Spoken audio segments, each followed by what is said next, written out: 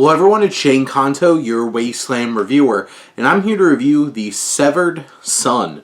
And this is from writer-director Dean Puckett, and this focuses on the story of young Magpie, played by Emma Appleton, who lives in an isolated church community ruled by her own father, the pastor, played by Toby Stephens. You might recognize him from Die Another Day. And when a man is murdered, paranoia sets in and people start to whisper about strange beast that lives in the forest.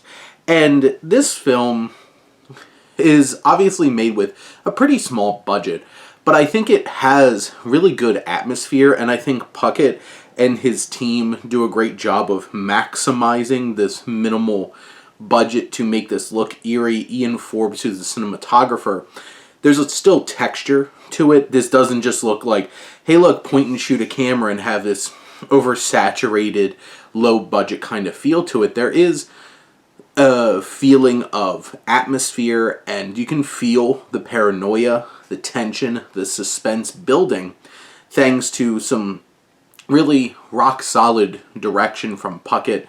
And it works in terms of ratcheting up this tension throughout this lean 80-minute film. And this is not a film that's gonna wow you with this big sprawling story.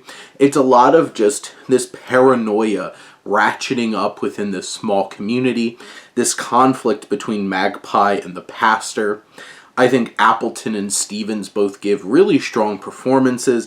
She gives a performance that you can tell's borderline on losing a bit of control, a little unhinged, and what she's seeing. And you have Stephens, who just has great presence, and he's a very talented actor, and has this menace to him. And really the themes of this is about control. It's very heretic kind of level of exploration of religion and faith, and how religion is weaponized for control over people.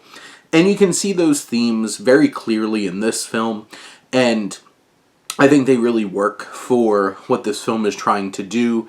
I do feel like the actual narrative is very loose, and over the course of 80 minutes, there's tense interactions, there's run-ins with this eerie creature that keeps popping up, and you can tell this is really low budget because what they do with the creature and how they render it is not the most complex or creative, but it's done in a way that is minimalist and still really creepy.